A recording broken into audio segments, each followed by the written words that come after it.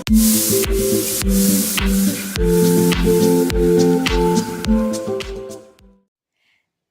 tout le monde, aujourd'hui on se retrouve dans une nouvelle vidéo, j'espère que cette vidéo va vous plaire. Et aujourd'hui je vais tout simplement vous parler de mon organisation lorsque je fais la viande déchirée. Donc c'est pas une organisation de fou, c'est juste de la logique.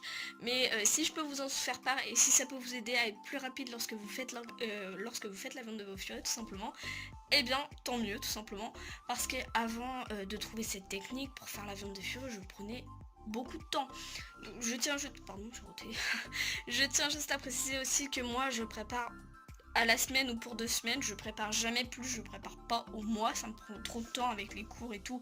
Je peux pas être au four et au moulin comme on dit. Donc c'est parti, j'arrête de parler et je vous laisse avec la suite. Du coup, commençons par le commencement. Là, je vais venir trier donc les barquettes d'os avec les barquettes d'os, les barquettes de viande avec les barquettes de viande et les barquettes d'abat avec les barquettes d'abat. Je pense que vous avez compris le principe, ça me permet d'aller plus vite en fait tout simplement. Et du coup, une fois que j'ai fait ça, je vous montre un petit peu le matériel que j'utilise. Donc c'est une planche à découper en bois classique. J'utilise une balance, alors c'est pas l'élément primordial, mais c'est sûr que c'est pas non plus top de faire trop à l'œil. Et une petite hache parce que je trouve que ça coupe beaucoup plus rapidement qu'un couteau en fait, ça coupe beaucoup mieux. Donc c'est plus pratique et ça fait gagner du temps. Concernant tout ce que j'ai utilisé pour faire la ration des furets, j'ai utilisé du bœuf, donc sous forme de steak haché, voilà. C'est pas top le broyer, mais voilà, là, j'avais juste envie d'utiliser ça histoire de varier les viandes. Et là, 2 filets de poulet, tout simplement. C'est vraiment un basique, ça, les furets en général, ils aiment beaucoup, donc voilà. Même si ça coûte relativement cher en supermarché, c'est mieux d'acheter sur internet. Et concernant les os, pas trop d'originalité, j'utilise toujours des os de poulet pratiquement. Et du coup là c'est de haut de cuisse étant donné que mes furets arrivent à les manger et que les cacas sont pas dégueux en fait, donc c'est plutôt cool. Donc si vos furets ils font des cacas dégueux, c'est généralement que les rations sont pas adaptées ou que les os ne sont pas adaptés en fait. Et là, les abats. Alors, je suis désolée, mais je me rappelle plus du tout des abats que j'ai utilisés, pardon. Je sais qu'il y a du foie, mais le reste, mystère. En fait, là, je vais venir couper la viande pour aller plus rapidement, donc ce qui me paraît plutôt logique. Je vais la couper grossièrement, je vais pas non plus aller la couper en petits cubes, etc. Donc voilà, et puis de toute façon, les furets, ils ont des dents, donc voilà, je vais pas non plus faire leur travail à leur place. Donc voilà. Et après je vais venir faire la même chose avec le steak, en sachant qu'après je vais aussi répartir une barquette pour la viande, une barquette pour les os et une barquette pour les abats, ce qui me permet d'aller plus vite après pour faire les rations. Et après je vais venir couper le steak. Le steak, étant donné qu'il est déjà broyé, ça se coupe assez facilement, assez rapidement. Donc voilà, je me prends pas trop la tête. Je sais même pas pourquoi je l'ai coupé parce que de toute façon, ça s'émiette un petit peu. Et du coup, je sais pas si vous avez bien compris mon organisation avec les barquettes, mais sinon, c'est pas très grave. Vous pouvez laisser dans différentes barquettes.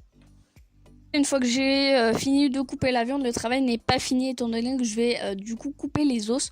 Donc tout à l'heure je vous disais que la hache était beaucoup plus rapide pour couper la viande, et bien je ne mentais pas tout simplement parce que ça me permet aussi de couper les os sans forcément tout le temps changer d'outil, si je peux me permettre de dire ça. Donc je coupe les os tout simplement parce que sinon ils font 100 grammes et que c'est beaucoup trop étant donné qu'ils doivent faire 45 grammes pour mes rations. Donc là, rien de magique, je vais venir faire la ration une fois que j'ai déjà tout coupé. C'est beaucoup plus rapide, ça prend beaucoup moins de temps, pardon. Et je vais mettre 45 grammes de viande, 45 grammes d'os et 10 grammes d'abat. Alors, je tiens à préciser que je me prends absolument pas la tête, c'est-à-dire que je mets les abats sur la balance, je mets les os et je mets la viande et je regarde si ça fait 90 et c'est tout. C'est-à-dire que des fois il peut y avoir un petit peu plus d'os, un petit peu plus de viande ou un petit peu plus d'abats que prévu, mais c'est pas très grave étant donné que les furets se régulent tout seuls. Donc faut pas non plus se prendre la tête au gramme près, voilà, faut y aller un petit peu en freestyle étant donné qu'ils se régulent tout seuls, donc c'est pas non plus hyper grave pour un gramme près. Donc là, concernant l'organisation, pour vous en parler un petit peu plus, je trouve que c'est une organisation totalement logique en fait. Ça me fait gagner du temps, puisqu'avant je prenais énormément de temps à faire les rations des furets. Je prenais grosso modo 1 heure à 2 heures, voire plus, et des fois c'était affolant, alors que maintenant je prends 30 minutes, 1 heure, pas plus quoi.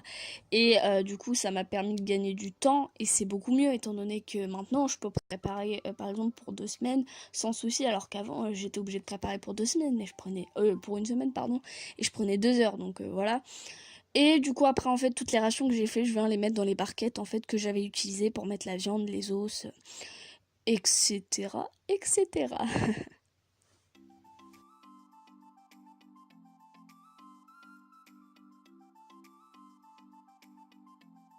Bon bah là je pense que les images parlent d'elles-mêmes, mais je vais mettre les abats et la viande et tout ce qui me reste en fait en plus dans le congélo en attendant de refaire les rations la semaine prochaine. Vous pouvez d'ailleurs constater que le congélo est pas mal givré. Et là, comme toujours, les images vont parler d'elles-mêmes. Je vais ranger la viande pour la semaine dans le frigo. Et donc là, je vais donner de la viande aux furies, tout simplement. Comme vous pouvez le constater, les furies, ils adorent la viande et c'est ce qui est le plus naturel pour eux, comme je cesserai de le dire.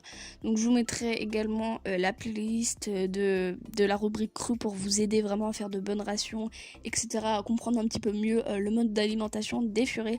Je tiens également à préciser qu'il ne faut pas non plus laisser la viande des furies trop longtemps dans la cage et dans l'air, tout simplement, étant donné que en ce moment, avec les chaleurs, les asticots viennent plutôt rapidement. Je parle en connaissance de cause, voilà, c'est extrêmement dégueulasse ces petites bêtes là en plus. Et après vous pouvez regarder vos furies en train de déguster, c'est juste top.